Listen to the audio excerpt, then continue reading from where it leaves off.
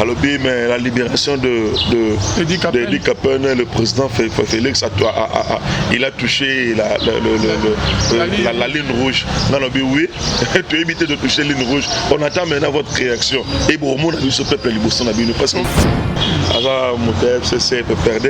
alors, mais la libération de Eddie Capin, le président Félix, il a touché la ligne rouge. Non, oui, tu as évité de toucher la ligne rouge. On attend maintenant votre réaction. Et bon, on a vu ce peuple parce que voilà, bien aimé, toujours dans le cadre pour informer, Tozana Nani, Tozali, Maître Doli Mwanza, Otomeko Sora, sujet, moi et Belé, Maître Doli, bonjour Maître Doli.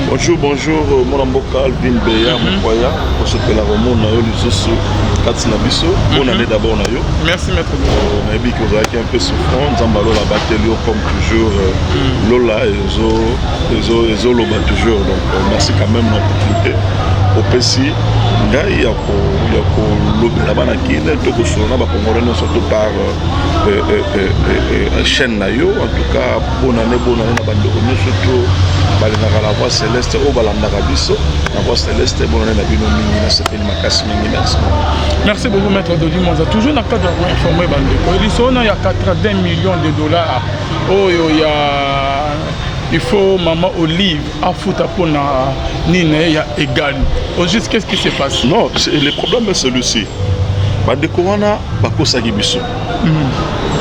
Donc bakosa gibiso, bakosa qui va complet. Après vérification faite, pour comprendre que l'entreprise égale, c'est une entreprise étatique. C'est une entreprise publique. Pourquoi je le dis ainsi? Parce que le fonds de démarrage, il y a activité, il y a entreprise, bon, on est outil dans le trésor public. Bon, on est outil dans la Banque centrale du Congo. Donc, depuis la Banque centrale de Boursa, bon, on est zongaté. Donc, il faut que mais la famille Kabila va s'accamparer. Dans l'entreprise il fallait que l'entreprise y a l'État, la commission entreprise personnelle na bango. C'est pourquoi la Banque centrale, après que l'avènement de Félix d'Antoine comme président de la République, a constaté que non, il y a des choses. Et on a rappelé la gouverneur de la Banque centrale parce que c'est l'argent de l'État. Pour que l'objet entreprise égale les gens. Mais c'est l'argent de l'État qui n'a jamais été remboursé. Donc ça monte à l'État. Non, ceux qui vont avoir le bien quand bien même que la Banque centrale ne peut pas débourser l'argent comme ça, sans pour autant que la sortie normale, il y a un mais Salamaki, oui, et Salamaki, bien ou mauvais, mais Salamaki. Mais le coup de Salamaki, aujourd'hui, l'État congolais a besoin d'argent. On n'a pas besoin de leur entreprise, parce qu'on peut en créer tant d'autres entreprises et bien. Mais Maître Doli Mwanza, parmi les entreprises, nous avons déjà dans le Congo central. Aux hommes qui où vont les choses, vous risquez de maxer sur le chômage. Non, c'est maintenant. Est-ce que nous sommes appelés à tolérer l'intolérable parce que nous voulons sauver peut-être tel ou tel? Non, quand même, mon ami. Il ne faut jamais applaudir la médiocrité. Tout ce qui est médiocre, il faut ôter les méléangos. Parce que quand la médiocrité, quand on prend les racines, il manque Koufaka. Madame Messan a déjà dit que non, bon, à tous ces années, bon, ils ont une entreprise, mais il y a un c'est ça la médiocrité. Les gens pensent que égal, ils ont une entreprise ou importe à banane, poisson et consort. Non. C'est que égal peut contacter le armement. Là, c'est vous qui le dites, Maître Doli Mwanza. Égal à contacter le armée. Comment ça? Le régime qui est sanctionné, ce régime qui là espace T dans les Congolais est seul.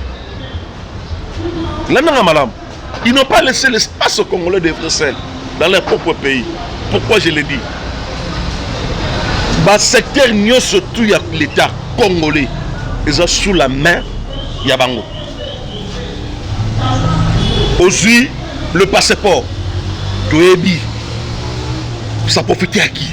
Car on a régime. et la dynastie Kabila. Aujourd'hui, plaque de immatriculation. Aujourd'hui, tu n'as pas permis de conduire.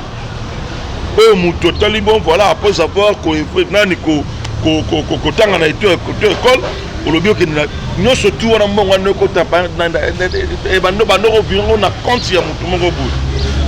qui est de la famille Kabila. Donc tout ça, c'est un secteur surtout, même la GECAMEN, c'est un secteur tout. Et c'est là qui, ma selon la banque, il y a un monarchie, investisseur. Moi, parce que Boroya, il investisseur, il y a une boule qui est là, au banda ko importer nani poisson. Mais on est quand même égal à Kanye, nous surtout exclusivité, nous surtout. Tu es bien en Bourg, on a vu ça Thomson, bana ko importer en Wawa. Tu es bien Kansebois, tu es bien banani groupe Ledia. Tu es bien nani Orgaman, tout ça. Tu sais combien de parents, combien de familles parce que dans l'année Orgaman, il avait combien des agents. Qu'est-ce qui se faisait? On se reçoit la place, on a Orgaman et consort. Mais Orgaman, on a reçu à son bibelot au pouvoir contre Sanata Congo, parce que les taxes à ma casse. Ce pourcent au Orgaman a reçu Congo 500 francs. Mais Ndeko, il y a égal.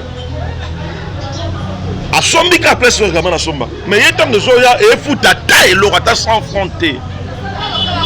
Ce Orgaman, au lieu de Thomson, 500 francs. À Oluka, à Tchango, 1000 francs parce qu'il faut quand même se retrouver. Mais par contre, pas na Bango. Par contre, pas na Bango, regardez toujours la valeur de 500 francs. Or, du point na vente, il y a bien, Moutouma Rotorolunga sur le même produit, à son Bango Licolo, alors qu'ici, ça se vend moins cher. Raison pour laquelle Orgaman est quand même pas poste nango. Parce qu'il ne pouvait plus évoluer. Il ne pouvait plus exploiter. Ce qui vraiment il allait quand même donner l'espace dans les Congolais. C'est la concurrence déloyale. C'est une mauvaise compétition qui va décourager ma fils et Mboka. Bakota na solo oyo ya boyeboyete bazuba ba verrouiller ndeko nanga na pese exemple d'autres qu'on a biso surtout la fondation Denis Nyakero, notre première dame. La fondation Denis Nyakero Tshisekedi et outil kofuta une affaire à 40 millions de francs congolais pour na ba irel na bango. Ba outil kofuta na DGRK. Regarde, par exemple, Madame Touling Nambokangoa. Quand même, c'est la première dame. Alors, après que le moment, on fout à péter, non, on a un hôtel, on a un dénoté, on a un salaire recouvrement, il y a des jargons. Son régime autorisé qui va dans un hôtel, mais là, on va avoir un maman di maman. Mais comment est-ce l'équipe pourquoi vous allez le mettre de l'immense? Non, non. Et c'est l'équipe dans mon maï. Nous sommes en train d'applaudir, Yamalam. Ndeko. Nous devons comment est-ce que le Congo est fonctionnel. Il y a un commissaire, il y a un commissaire, Bougumestre et Kalam. Moi, si je suis à Ligablo, je suis à Kanam, je suis à la commune, je suis à magasin ya nani ya nani ya moi si ya gouverneur ya bourgmestre ba yo ça contrôle voilà et c'est moi sinon fout ta taxe de des cultures na biso ndenge ça là. Mais chose étonnante, la première dame, et puis pour le ce n'est pas la première fois, elle a une fondation, mais à Keko Atindi Bafuta Irel, c'est extraordinaire. Même si on a déjà parce que dans ma fout il y a des avantages où na ba agent au ba percevoir nani na centre va percevoir nani impôt wana. Maître Dodi Monzadi, il y a 800 000 $, 800 millions de dollars. Aux hommes, c'est un peu trop. Et le lot, c'est que pessamité. Serait pessamité l'entreprise et Rosala. Nani récupérer. Nous allons récupérer l'entreprise. Ah bon? Évidemment, c'est ça. Parce que c'est l'argent de l'État. L'argent de l'État, c'est bon, on a payé. Il y a des choses qui filment ça. Pour le bêter que non, parce que dans le Congo, ils n'ont pas ce monde qui a été mouton de tourner $1 000. Mouton de milliards. Nous, dans le Congo, c'est les millions et les milliards. Cet argent, il faut répondre à ma rambe belé. Combien de Congolais souffrent aujourd'hui? Combien de Congolais ont peiné, même pour nous relouer, avec qui continue à difficile. Ils ne savent pas comment vivre. Moi, je vois mal un individu, il y a mon corps détourné par millions. Où ça n'a pas? Où ça n'a millions, on tient la bissorara, et ça va combien? Sur 2 mètres. Donc, on a bissorara, tu n'iras pas avec ça. Mais pourquoi voir cette mauvaise façon de voir les choses? Pourquoi voir ces cœurs-là écrits à Rosalamou Tema Beboye pour nous faire souffrir? Bandeko Oyayo, il faut s'accaparer aux joies, la part du lion. C'est dangereux. Je vous rassure et je vous confirme, Bandeko Bazolanda Bisso n'a été annoïque, Bandeko Bazolanda Bisso par émission nayo que l'argent de Congo et Kozala récupéré. Ça ne va pas se volatiliser la nature, non. Déjà le président a pris il a pris 2 décisions majeures, 2 grandes décisions. La première, c'est de gracier Bandero. Il y a Liwa Mouze. Yami Balé, c'est l'informateur. Donc, pour vous dire qu'il y a une surprise. Il y a une surprise, mais mon consambo, il y a les passés, toujours. Mokonzi Amboka, c'est un individu. Mais il est notre président. La personne, Félix Sekedi Antoine, a Rolandé la Makambo et a Simaté. Mais vous devez comprendre que nous avons une institution qui s'appelle justice. Où vous êtes en train de se cacher derrière la justice? Non. Il y a une main noire. Non. Notre président n'est pas dictateur. Qu'on ne colle pas l'image d'un dictateur. Il ne sera pas dictateur. Mais c'est comme s'il y avait une main noire derrière. La main noire, tu as parlé de la main noire, mais la justice est totalement indépendante et reposée par acte nango afin que le Congo ait connaître les lumières. Tu vas me dire que c'est le président de la République aujourd'hui qui a mis des colonnes qui met Mazunga dans la prison. Ceux qui ne il a l'être d'ailleurs, il a dans la prison. Et pourquoi pas pour l'année dans ma caméra dans la guerre est ce ce qui est très important. Vous oubliez une chose. C'est pourquoi nous devons le féliciter.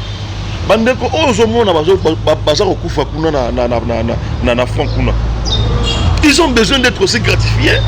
Ils ont besoin d'être bien rémunérés. Mais ceux qui manquent au foot à Bango et ça entre le main à Batou. Vous voulez qu'on fasse des miracles? Mais l'argent qui va servir dans Bandeko, on a monté à Zoumou et le Roné, m'a coûté salaire à Malam, m'a tient la poche. À Robunda Kitoko, qui a bien de dans Moutou, qui est un enfant. Donc, il n'a pas une garantie. Mais on est exposé à la mort. Mais il faut maintenant chercher à récupérer ça d'une manière illégale. C'est ça la meilleure procédure, c'est ça la meilleure politique. Quand même beaucoup pour récupérer égal Kabouete, Azak. Égal ou on a vu suyo, tomati, koti ma source de tomati, koti ma égal ou on a bon, on a au bassin là, et ça bon à l'État. Je voulais dire, c'est que confiné dans les passés déjà. Non, et ça bon à l'État, bon à l'État qui est dans les passés. C'est l'argent du pays. C'est l'argent de l'État. Maître Dodi Monzadi, solo au BTP, il y a informateur. au juste les années pendant les solons au maître de Limonza. En tout cas, c'est une opportunité pour moi. Il y a que sa merci dans mon Konzamboka et puis il y a féliciter moi un de plus de ce pays. Nakombo ya bâti le Kwebo.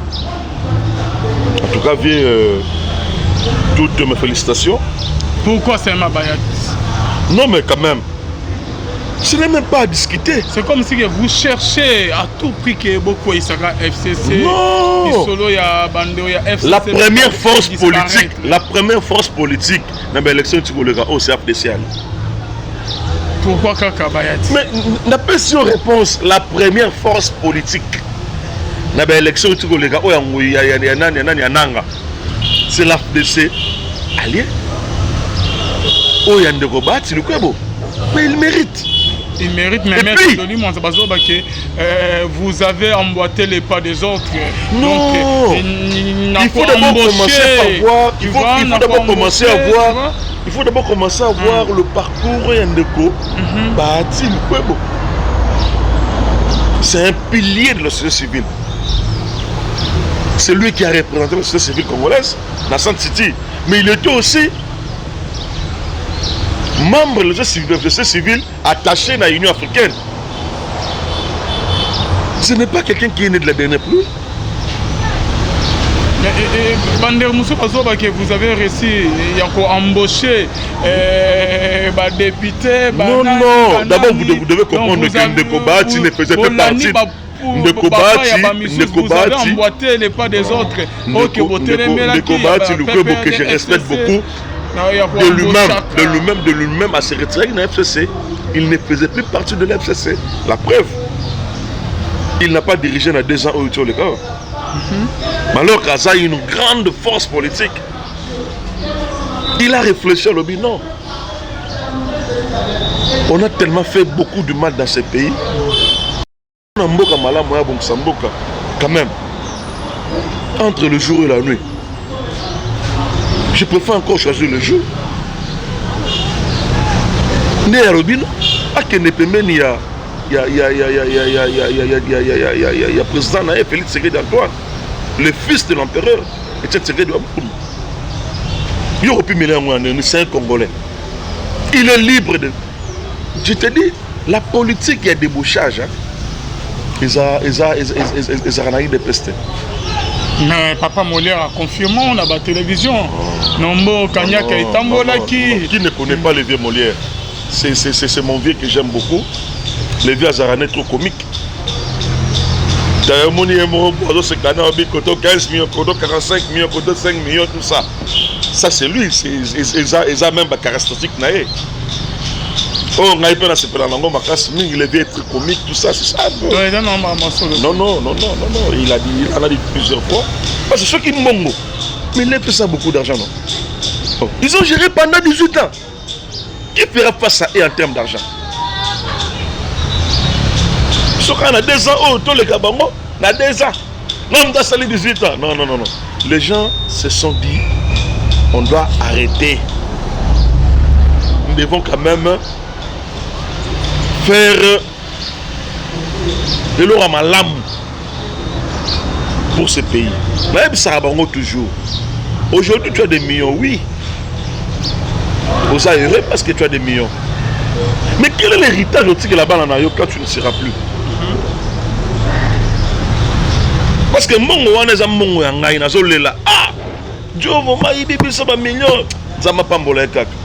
Yoko mona lelo sokufi bana batikali bana koto mo pango yake bele bateki. Et bele ya bana ba commencer ba comment ko kimane na banzela. Parce que là c'est l'argent sale. Moi na vandi kaka be papa kote na millions habité que non, bongo faut ko luka, faut ko sala. Yo papa lelo kufi otikeli mo na millions. Il ne sait pas comment faire pour que millions wana et demeurer toujours. Ça c'est le repam.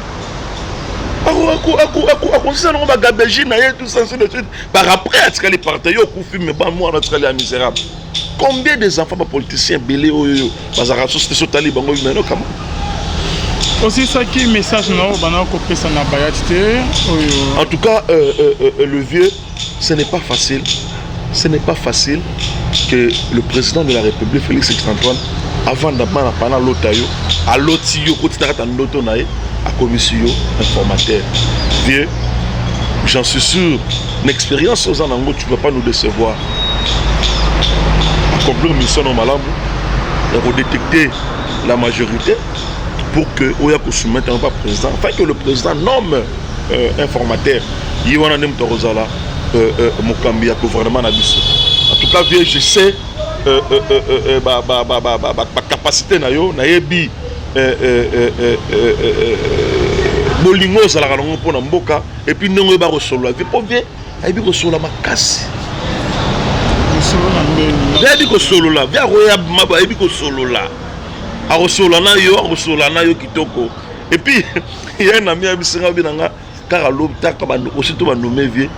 Les députés, on appelle les députés dans l'Union sacrée. On va dire 350. Ah bon? Il y a beaucoup de. Non, nous avons dit Moussa parce qu'il a été nommé. C'était le vendredi ou le samedi. Le dimanche, tout ça, est férié. Donc, Moussa, j'espère qu'il y a mardi. On peut férié. Mais déjà, on appelle la PAM, et les députés vont favoriser le côté de l'Union sacrée.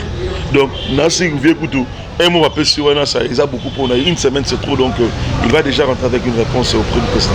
Mais par rapport à ce qu'il y a absence, il y a Janine Mabounda, maître de l'Union. Et ça, non, mais il y a déjà eu la remise et reprise, non?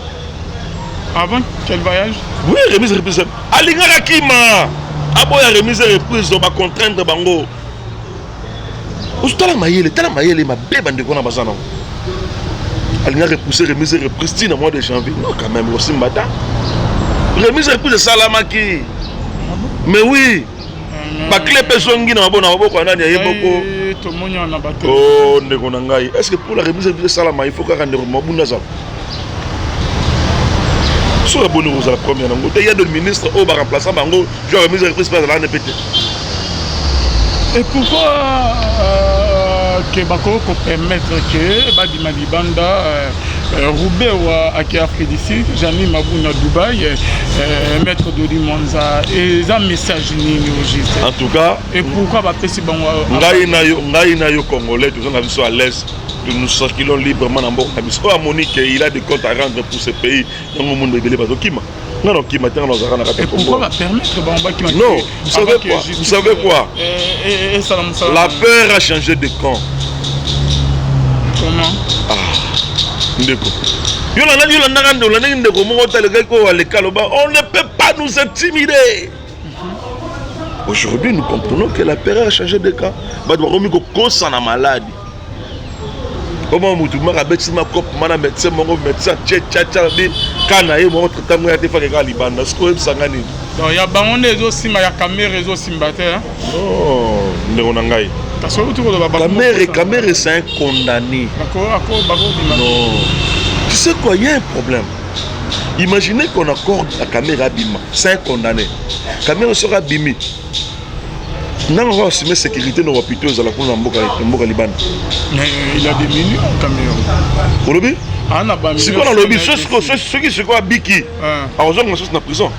Police Interpol, Moussa Nongoni, Bozo Dobake. Les pays, le Congo, on a besoin d'argent. On ne peut pas gaspiller l'argent comme ça pour un individu. Tu sais combien ça va coûter pour les pays?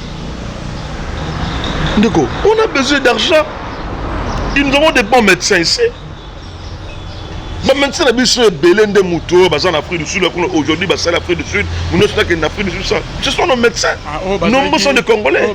Qui est incapable de retraiter Mabounana, Roubaix, ou permission. Non, le problème est celui-ci. Et ça copte. Copte, mon médecin, salinoté, en tout cas, il faut abîmer. Comme le monsieur n'est pas condamné, c'est un ministre en fonction. Bon, on peut me voyager pourquoi? Ce médecin le dit que son cas est délicat, il faut qu'il va soigner à l'extérieur du pays. Tu dis repères déjà ministre, ministre affaires coutumières. Tu dis repères est-ce que ça serait-il possible à votre père de notre ministre pour le président Félix Aling, ministre va voyager, ministre va non, on donne l'opportunité de voyager. Mais tu voyages, oui. Mais il y a encore des dossiers à régler ici. Maître Dodi Monza, notre bête de solo, dans mon équipe publié, il paraîtrait que maman Eve Bazaïda a occupé le Samobalinaye. En tout cas, je devrais commencer par présenter ma condoléance le professeur Mobali, il y a maman Eve. En tout cas, j'ai vu les images hier, les acquis vraiment choquantes. Je compatis vraiment à cette dame. C'est la mort peut arriver à tout le monde, même peut-être l'objet, on ne sait jamais. C'est dire que le mettre à temps et à circonstance.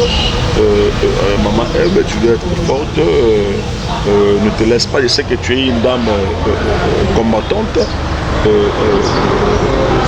Papa il a fait sa mission, il est parti. Donc, pratiquer l'IOP pour continuer à garder Bandoronabiso, Bananabiso, Bayanabiso, Bazali Pemben. En tout cas, Simba Bongo Makas Mingi, c'est ça, donc les gens ont la nature. On ne peut pas s'en passer pour dire que non, voilà, non. C'est le chemin pour tout le monde. Ne te laisse pas emporter par événement. Ça l'a porté. Et ça serait bien pour vous. Et j'en profite aussi de la même opportunité pour présenter ma condoléance dans la bande de Konabiso, surtout au Baouti pour un problème à Makasi, Mingi Belé, entre autres militaires Nabiso, au Bazalaki à Est. Dans la libération, il y a Edi Kabepel, guerre et banni de sous na Est. Non, déjà vous devez comprendre qu'il y a un groupe de individus pour utiliser les terroristes pour semer la terreur dans la côte Est. Et un message fort,